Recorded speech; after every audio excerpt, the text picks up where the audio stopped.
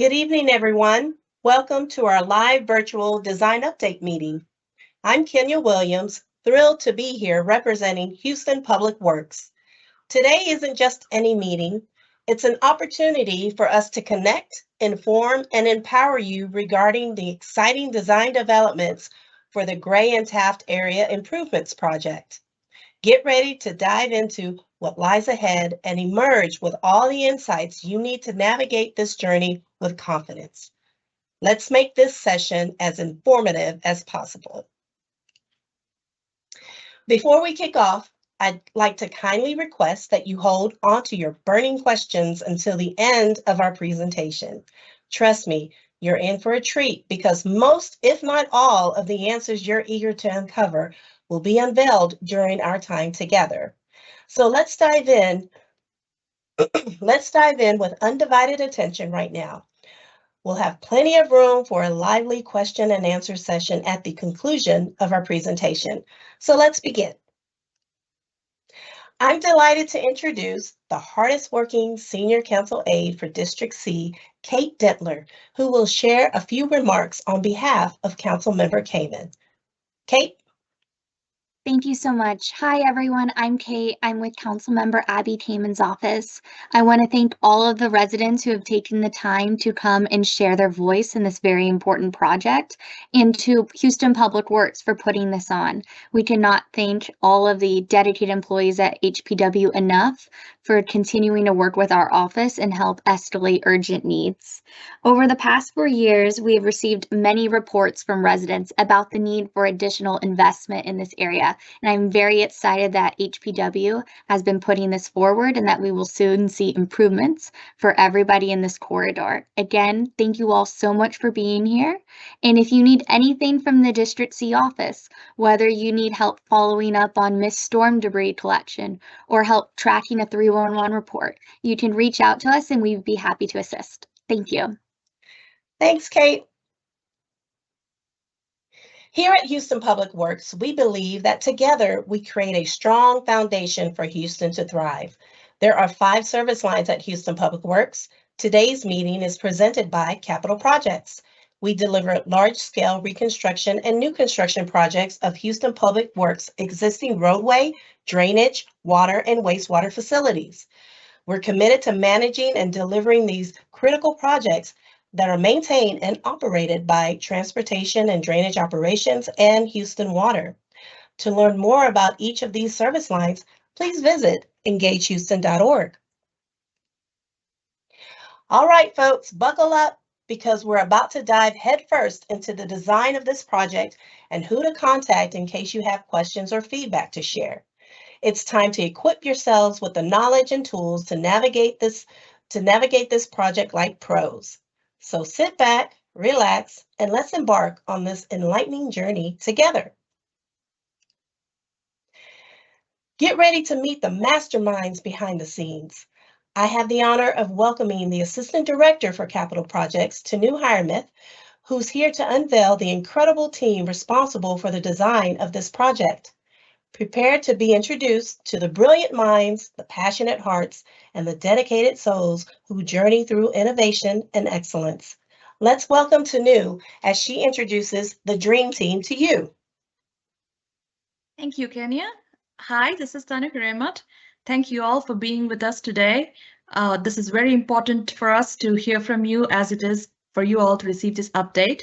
So I'm really thankful for your participation. So with that, I'll hop on to introducing our project team who have worked very hard in bringing up this design for you all.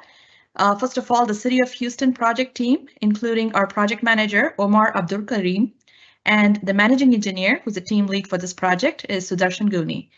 We also have our consulting engineers, IMS engineers, and Ed Quiros is our engineer of record for this project. With that, I hand it back to you, Kenya. Thank you. Thanks, Tanu. Houston Public Works is committed to building forward and building better. This street project provides for the design and construction of concrete paving with storm drainage, curbs, sidewalks, driveways, street lighting, and necessary underground utilities. This $8 million street project is scheduled to begin in fall of 2025 and anticipated to be completed in spring of 2029. The project manager is Omar Abdul Karim. Once the design is final, a contractor will be selected, and Houston Public Works will come back and host a how to prepare for construction meeting prior to construction start. So stay tuned. And now, what you've all been waiting for. Edward is the engineer of record for this project, and he will now share the design updates with you. Take it away, Ed. Oh, thank you. Thank you. I guess the next slide. As mentioned earlier, we're excited about this project. I think at the end of the conclusion of the construction, you'll have a very beautiful neighborhood. Not that it's not beautiful now, but it's going to look a lot different. We're coming in with some improvements to the storm drain. We're adding, all the streets within the project area are going to get redone, new asphalt, new curb and gutters, new sidewalks, new driveways. We're adding some water line. We're adding some storm drain improvements to the area. So, so when we're done, we're going to have a brand new neighborhood, if you want to call it that, because the look and the feel of the neighborhood's going to change a lot once these improvements are completed. In this slide, we mentioned one of the challenges we have is very narrow right-of-ways. And working around those areas. And so some of that, we were able to solve that by changing some of the street directions to one-way streets. We're currently two-way streets. We're going to be changing that, and that'll align with the streets on the northern side of West Gray, which are already one-way. And so it made sense that on the south side of West Gray, it'd also be one-way. And this will improve the traffic flow because this neighborhood has become more developed and more congested. And we're hope that this change will alleviate some of the issues associated with that. Not only that, by changing that, as we get into the profiles, you could go to the next slide. These are the profiles of what some of these streets will look before, after construction, and in many cases we're creating parking spaces where they don't exist. We're improving what we call the pedestrian realm to provide more space along the sidewalk. A safety buffer from traffic. And so you'll see this as it is implemented in the project. Now there's many streets associated with this project. And so I'm not sure if you want to go through every individual slide, but I think what we can do is we'll scan each one. And then later, if there's a citizen or homeowner on a particular block that's interested on Boston Street, for example, maybe we can hop back to that slide and discuss that street individually. Taft is an interesting street because we're going to be adding a dedicated bike lane. I'm a cyclist, so I'm excited about that. And what I mean by dedicated bike lane, it's a protected bike lane. So along Taft Street within the project limits, we're adding a protected bike lane, and then along O'Neill, we're adding a shared bike lane. Which they share with the traffic on the street. So those are two other items that are adding. Mason Street, you could see as you start flipping through these slides, you'll notice the right-of-way width is changing. You got 50-foot right-of-way. And so what I do want to say is this is the design plan, and we're full 100% into the design right now. And as we work through the design, we're finding that in some areas, it may not be possible. Here, an example, in Gillette Street, we're showing a parking lane. In reality, when we get out there, we start applying the constraints of the project, the distance to the street intersection, the distance to driveways. We might find out that it's not feasible to put in on-street parking in that area. But conceptually, and theoretically, that space was available. But as we get into the design, some minor changes may happen to accommodate the reality of the street. As you can hear, as you can see, as we're flipping through it, this was a 36-foot right of way, so it becomes a lot more narrow and more challenging to reconstruct this street. This is a very old, one of the oldest neighborhoods in the city of Houston, and so some of the construction on the existing buildings was built without a setback, which means that the building is right at the edge of the right of way, almost like what these figures show. And so that also makes it challenging for the project. Uh, Without going through every individual slides, I think we could just hit on some of the side notes. Gillette's one of the narrowest street. It's a 30-foot right of way. Also, the right of way changes within an individual street. And so you might have a street where it's a 30-foot right of way on the south side and a 50-foot right of way on the north side. And so, and again, this is because it's a very old neighborhood, and there weren't standards when this neighborhood was platted out, and so it's not consistent in that aspect. But I'm excited about the changes because I could see them being implemented in the design sheets, and I think upon completion, I think everyone will be happy with the results.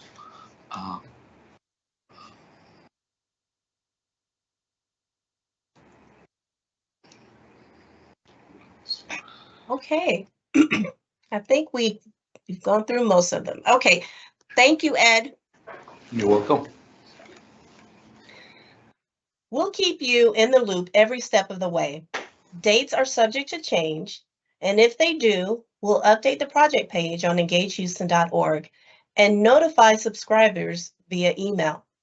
Want to be the first to know? Be sure to subscribe to the project page on engagehouston.org. Remember to visit the project page at engagehouston.org under Street Projects. Hey, guess what? We've got a treasure trove of goodies waiting for you on the project page. Think of it as your one-stop shop for all things project related, right at your fingertips. It's like having a backstage pass to all the action. And don't forget to subscribe to receive the juicy project updates as they become available. All right, folks, it's time for a quick crash course on mastering engagehouston.org. Think of it as your digital compass for navigating through all the exciting updates and resources related to our project. From finding important documents to staying in the loop with the latest announcements, we've got you covered. So buckle up and get ready for a smooth ride as we take you on a guided tour of this awesome platform. Welcome everyone to the vibrant world of engagehouston.org. I'm Ryan, your guide from the Capital Project's public engagement team. And today we're going to learn how to navigate the website. So let's dive in. First, let's unlock the tool of language diversity. Glide your cursor up to the globe in the upper right-hand corner of the page. With the click of a mouse, you have access to multiple languages, ensuring that every visitor feels right at home. Moving along, we arrive at the Attend Virtual Meeting button. Simply click and you're whisked away to our calendar page to see the current events. Just click on the project page link to see what is happening in your neck of the woods. As we journey deeper into the project page for Arlington Heights Subproject 1, a tapestry of information awaits. The project number, location, council district, budget, and more. You can also delve into the project through a detailed description. Should you wish to follow this project's journey, a simple act of subscription is all it takes. Enter your email to receive regular updates to your inbox. Navigate through a labyrinth of impacted streets if you should dare. Join us at the live meeting for a first-hand glimpse into the project details. For deeper knowledge, an assortment of digital documents awaits. From PowerPoint presentations to traffic control plans, immerse yourself in the project's every facet. Visit the FAQ section for project team contact information. Questions, anyone?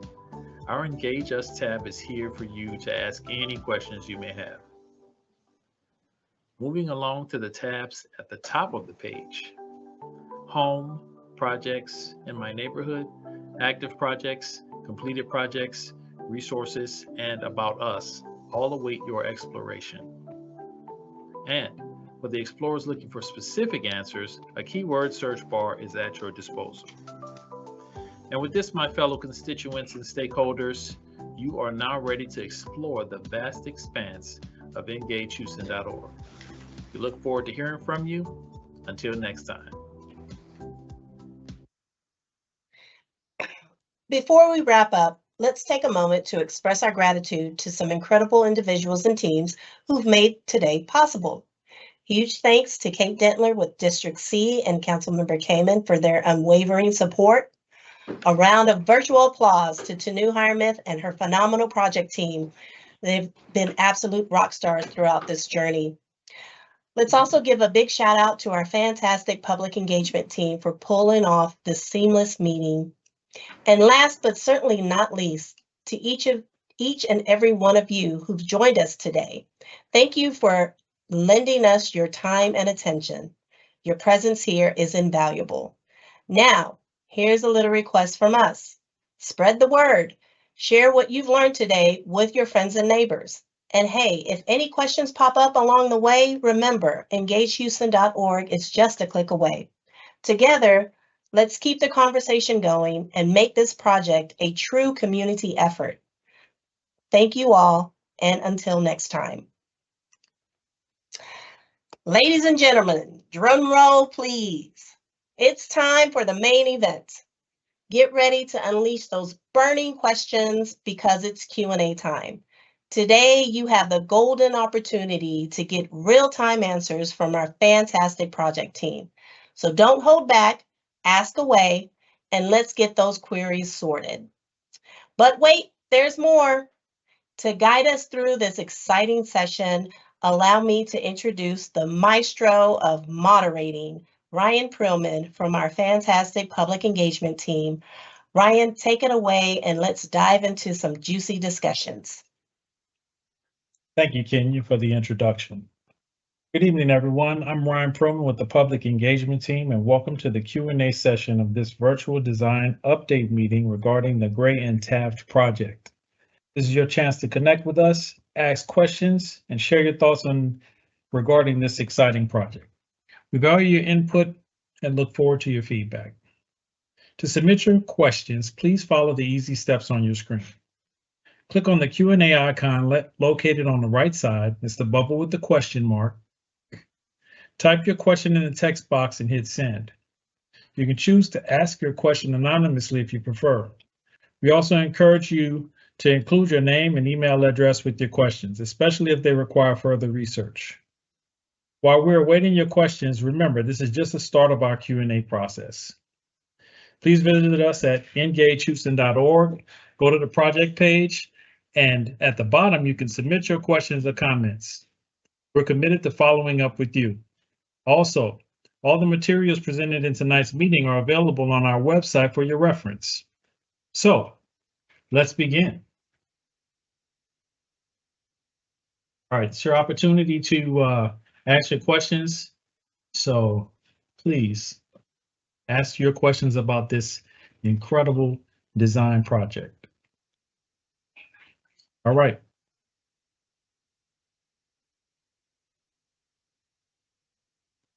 Okay, first question. Why is this project important? I'll take that one. This is Tanu Hiremut. This project is important because, like the council's office shared with you all, there has been a long time ask about improvements in this area. So when it was prioritized, it stood well with all the markings that planning had to have a project in this area. So that's how it was implemented. Typically, there's a process that CIP planning goes through before we zero in on an area and a project. Thank you. All right, let's see. All right, next question. How long will this project take to complete once construction begins? I'll refer that question to Ed Cruz. Sure. The construction schedule is 24 months to 30 months. And that difference there is an extra 6 months to allow for rain and holidays. So we live in Houston, so it does rain more or less 60 days out of the year. And so we're expecting a 2-year construction schedule, and then 6 months of rain delays and or holidays when the contractors is not working. So 30 months total. All right, thank you.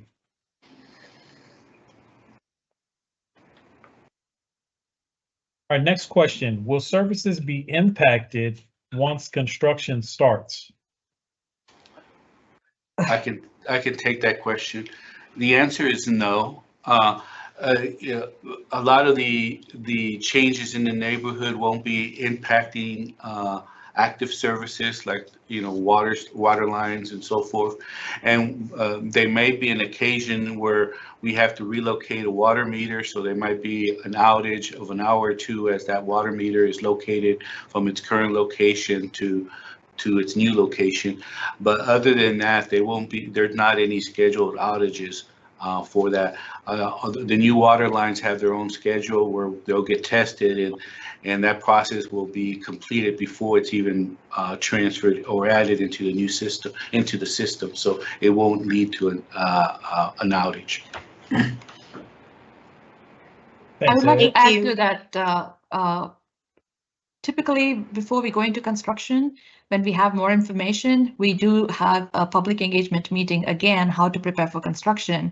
And some of these details that are being asked will be more elaborately discussed during that time. Thank you. Thanks. So- I think, I'm sorry, Brian, we have several in the queue. I'm going to read off the first question. Is there any opportunity to swap out the street parking lanes for wider sidewalks or additional bike lanes? The reality of the right-of-way in the neighborhood is resulting in the fact that we're, in a lot of the places where we thought we could provide for on-street parking, once we actually got into the design, realized it wasn't possible based on the criteria that we had to follow. And so by default, we made sure in those areas that we made use of the area by creating the widest sidewalk that's possible. So in many cases, you'll have a 6-foot wide sidewalk. Okay, next question. Is the Taft bike lane unidirectional, and are there plans to extend it north of Gray? The bike lane along Taft will be bi-directional, I guess. It have direction in both. It'll be a split bike lane with traffic in each direction. And again, it's a protected bike lane. There'll be a 2-foot safety buffer, a 10-foot bike lane, and 2 lanes in each direction, 5-foot wide. Thank you. Next question. Are there going to be any impacts to the existing trees in the neighborhood? There will be tree impacts. We've minimized that as much as possible. There's a tree protection plan that will follow. But in many cases, the curb is getting pushed out or moved, and there's a tree that's getting impacted. So that's the negative. On the positive side of things, in many places, as we create space for the new sidewalks and the safety buffer that is now a requirement when you're designing new streets, we're creating space to allow for new tree plantings. So the profile along Taft Street is going to change a lot, because you'll see space. Not only you'll see the bike lane, but you'll also see space and opportunity for tree plantings in that area. Thank you. All right, next question. We got a bunch of questions coming in. Let's go to the next one. So on Sutton Street, and in parentheses, it says Genesee to Gillette. We'll be losing green space in the front of the homes. Is that correct?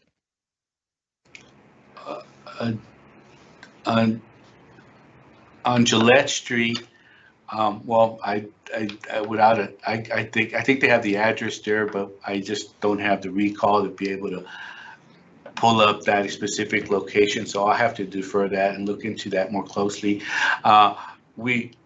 If anything, we're creating green space. In many cases, the right of way is wider. You know, we have in one street we have an 80-foot right of way, so you've got green space that we're using that to create a 6-foot.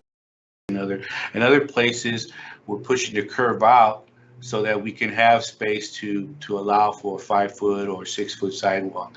So and again, there's a new standard with the city. Well, it's fairly new.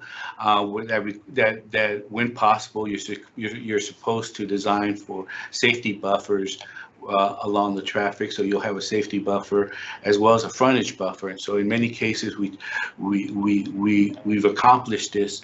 And so you create green space in those areas, that's the frontage buffer or the safety buffer, which is the space between the sidewalk and the edge of curb. Thanks, Ed. We got another question. All right, let me take a look. So will parking be permitted or free? I'm not sure if we can answer this, but there's no permitted parking. Where we do create parking, it'll be first come first serve basis. Almost as if you were parking at the park area or so forth.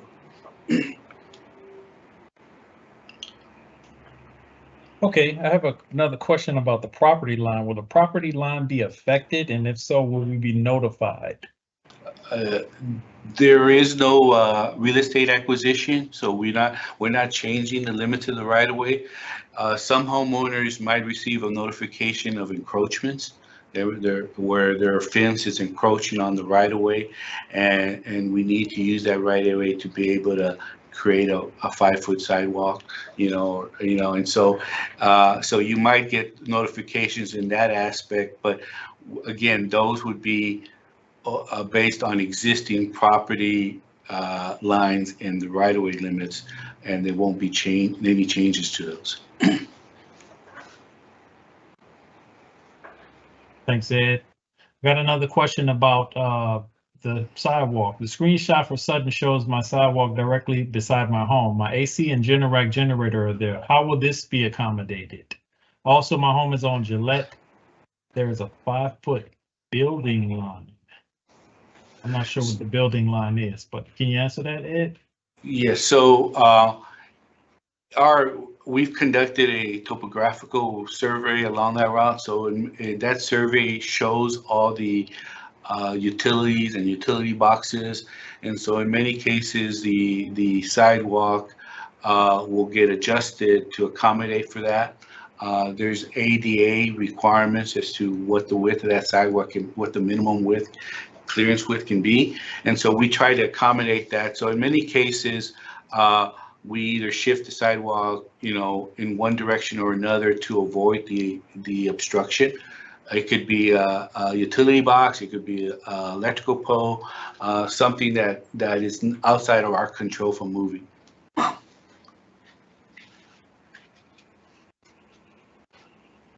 Thanks, Ed. Next question, will electric poles be relocated or will you leave them planted in the expanded roadway between parking spaces? There are no utility relocation for electrical service poles. There's a couple, I know of 2 locations where a service pole will be requested to be relocated. which is different. I distinguish the electrical poles being in a series and they're all parallel, and you could stand in front of one and see, all 20 of them in a row. And then, but in occasion, what we found in two spots was a service pole, which is where the electrical line comes off the electrical pole, and that service pole should be located on a private property. It's actually located in the right of way, and it's in a spot that we need to utilize. So the answer is no. Any existing electrical poles we're not moving. But we are moving a service pole at two known locations. Thanks, Ed. We got a few more questions to get through. I live on the 2700 block of Boston, and I noticed that it's not included in the project boundary. Why is this?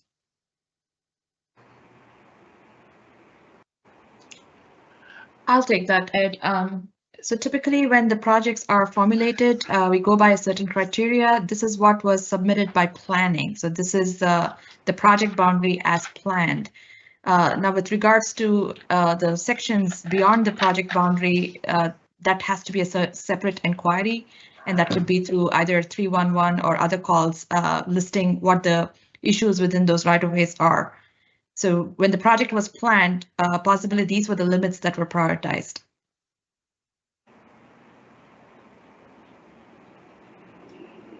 Okay, it's saying, next question I have, why are you using asphalt versus concrete? I mean, concrete demonstrates it, or concrete is better and a more durable choice. That's based on our geotechnical report and engineering. Asphalt and concrete are both suitable pavements. I think, obviously people think of concrete as being a stronger pavement, and it's mostly associated for higher traffic loads and higher, by number of vehicles or the actual weight of the vehicles. In this area, we're dealing with a residential area, and so asphalt is a means to a goal that accomplishes the same thing. The existing streets are asphalt, and this helps control the budget to allow for all the other improvements in the area. All right, Richard Baker has a comment on Gillette Street. They have no parking, which is fine. It seems like he just wants to keep it that way. That's just his comment. Sam says, would it be possible to get more four-way stops in the neighborhood? Two ways feel confusing and unsafe, especially when there are parked cars blocking sight lines.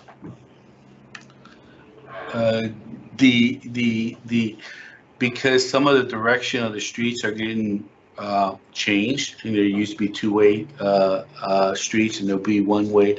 The signage and the pavement markings in the whole neighborhood will get redone, and so at that point we'll look at all the intersections, and if the stop sign needs to be there, then we'll add one. All right. We have a dog park question. Will there be any effects to the Webster Street dog park? I believe I was out in the community and I saw that dog park that he's referring to. Yes, no, that area, there's a couple areas in the project limits that will pretty much stay as is. The dog park will stay as is because there's no point in adding a sidewalk right next to a sidewalk. If you go to the dog park, you'll notice there's an adequately sized sidewalk already along the perimeter of the dog walk. So we weren't going to tear that up just to put in another sidewalk, and so that's going to stay in place. Now, from the edge of curb to the other side of the street, the street will get redone, the other side of the street, and the sidewalk will get done on the other side. But the actual park will remain pretty much as is.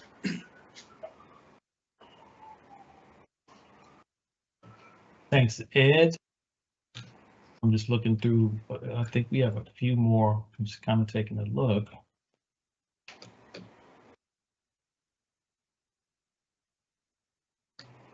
Genesee and Welch is known as blind four-way intersection with stop signs in only two directions. Will this be addressed? I think we already answered that one. Will Centerpoint be replacing gas lines and meters during this work?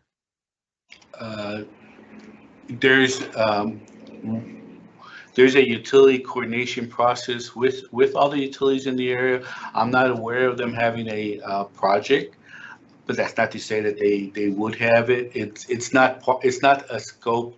It's not part of the city's project, but obviously they're a private entity, and if they have some updates that they want to do, then they may do that. I don't know. Ryan, I can answer that question. At the time of preliminary design, 70%. Usually, the consultant is going to find out all the conflicts, and then we'll coordinate every month with the private utilities, make sure that resolution of the conflicts. And they supposed to be relocate all the if it is in conflict with our design. Thanks, Reddy. All right. Is there an express need for all the one-way lanes? I live in the area and rarely see conflicts, so I'm not sure what the congestion concern is about. Maybe on Taft and Gray, since they're arterials, but it's never that bad. My question is, the rework set in stone or is it flexible? So I guess rework meaning is the design, is the input gonna like help? Or are y'all requesting input from the public?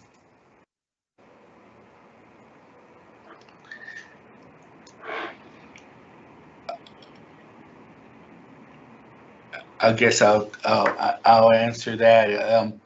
The design is changing based on the realities in the field. So we'll go out there and we'll see if there's a conflict. And we have to work around that conflict. And so I forget the first part of this sentence question as to which street this entailed, but for the most part, if we're changing the direction of the flow of the street, is one to improve flow, to be consistent with the one-way streets on the other side of West Gray, and when you have a two-way street, it's a wider street than a one-way street. So by coming back and changing direction to a one-way street, it gives us more real estate to create a sidewalk on the other side of the street where it didn't exist, or to be able to put in a 6-foot sidewalk and change out the existing 4-foot sidewalk. So there's it depends on what specific block, but that was the thought process that went into that aspect. All right, thanks, Ed. Okay, I got one last question. Genesee runs right through the middle. Why is it not included? Genesee recently got, I say recent, within the last 10 years. And if you drive that street, you'll notice it's brand new pavement, brand new sidewalks on both sides. And so we're not, there was no need to improve something that's already been improved. There'll be minor construction along Genesee as we tie in new stormwater lines, a new water line. So there'll be minor work along the edges, but for the most part, there won't be any work in Genesee because it's already been improved. Thank you, Ed. All right. So that concludes our question and answer session for today. Thank you all for participating. On behalf of Houston Public Works, I'd like to give a big thank you to Councilmember Abby Kamen and Senior Council Aide Kate Dentler and the District C staff, the project team, the public engagement team, and all of our constituents and stakeholders for joining us tonight. Please, let's continue this conversation about this project on engagehouston.org. Type Gray and Taft in the search and you'll find the project page. You can go to the Engage Us tab to submit your comments or your questions. We look forward to hearing from you. So until next time, have a wonderful night. Thank you.